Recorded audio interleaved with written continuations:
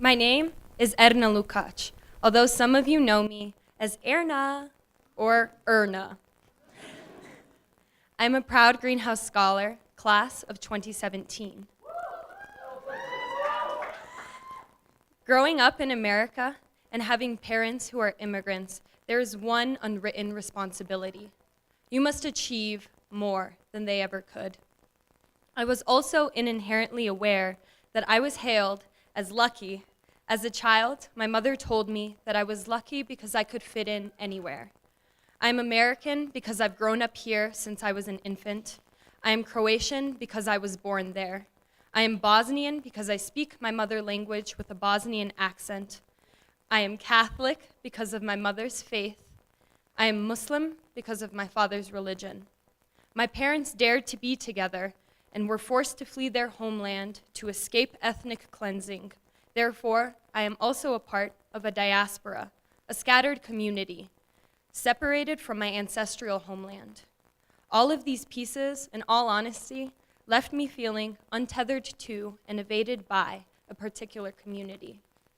We came to America with nothing but $50, a single suitcase, and a hope for a future full of opportunities, known and unknown.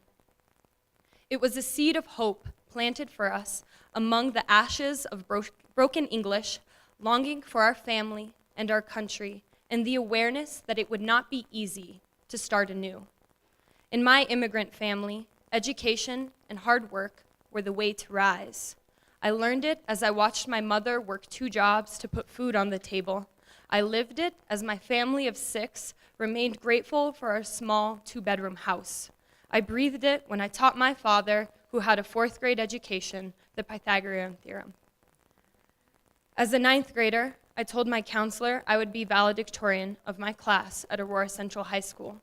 I worked tirelessly at school, hoping that if I earned good grades, was captain of the volleyball team, a part of Interact Club, National Honor Society, student body vice president, Link Crew, and working 10 hours a week, then I would slowly start to rise.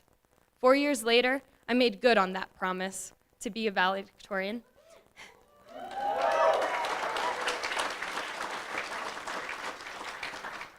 My school community meant so much to me because I could escape to a place where I was the best version of myself.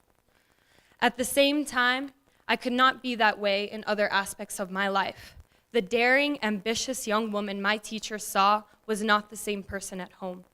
While most of my friends were worried about selecting their dresses for prom, I was afraid for my life and for my innocence whenever I was in the same room as my father.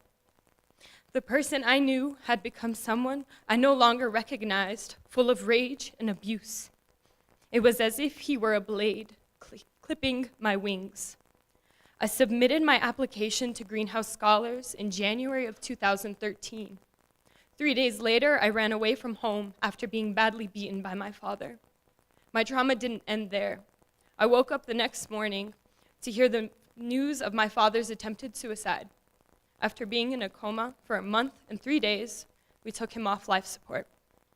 It was nearly too much to bear, and I wouldn't begin to process that time in my life until 2 years later. I dragged myself across the finish line with broken wings. And to some degree, being officially accepted into this program made me believe that everything would be taken care of, just like that. I had been willing to run away from everything else but my education, my ability to rise, and everything that I had been working towards. I simply could not give that up. I was drawn to the whole person program and the community Greenhouse Scholars offered, plus the focus on hope, positive change, and relentlessness. The first gift this program gave to me was choice. I was able to go and now be a rising senior at my dream school, the University of Colorado, instead of going to community college. The ability to make that choice changed my life. The second thing Greenhouse Scholars gave me is another family that has accepted me for who I am, even when I didn't know myself. When I entered Greenhouse Scholars, I intended to be a doctor to help others. I worked hard to adjust academically, socially, and emotionally my first year of college. I received my nurse's aide certification, and I took summer classes after my freshman year, funded by Greenhouse Scholars. But I started to fall behind, and everything was not right. But by my sophomore year, I felt overwhelmed and unconnected to my classes. I struggled to process my relationship to my father and his death, and I was disappointed in myself, feeling like a failure. But I had support. I came to Greenhouse Scholars to tell them about my perceived failures and my overwhelming nightmares. Carrie, my Greenhouse Scholars mentor, and other Greenhouse Scholars, like Hassan, helped me see that I was not a failure. I simply needed to take a break to take care of myself. I had been running towards my dream for so long, through so many obstacles, and I didn't look back to make sure that I was still keeping up. I took a semester away from school, reevaluated my path, and began to focus on my own mental health. The support I received from Greenhouse Scholars during that time helped me gain my footing and the confidence to move forward. I may not have returned to school without it. When I returned to CU, I switched my major to communications. I realized that I was not passionate about physically helping people as a doctor. Instead, I wanted to harness my own experiences to help others emotionally. I also had a profound passion to work on behalf of survivors, to use my voice for those who have been hurt but are compelled to heal and be whole again. In me, hope would rise. I joined Moving to End Sexual Assault, first as a volunteer and now as an intern. There, I have dedicated my time talking with other survivors, being at the hospital as a resource, and organizing a hike for survivors and loved ones. I'm proud to say that I was able to meet an outspoken ally of survivors, Vice President Joe Biden, during his visit to campus because the CU administration selected me as an on-campus leader on this critical issue.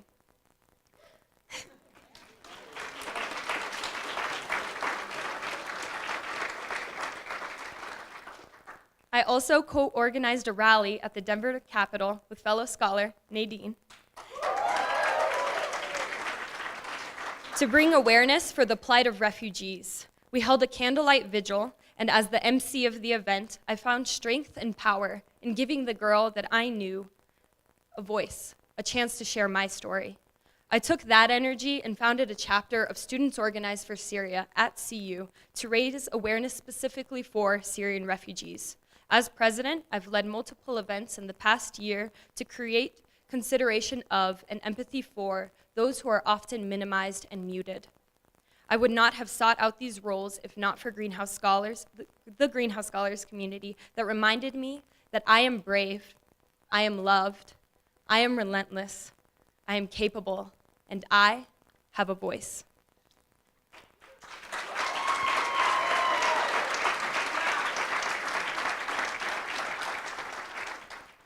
I chose to rise from each hardship, coming back to the drawing board to create a new and stronger me every single time.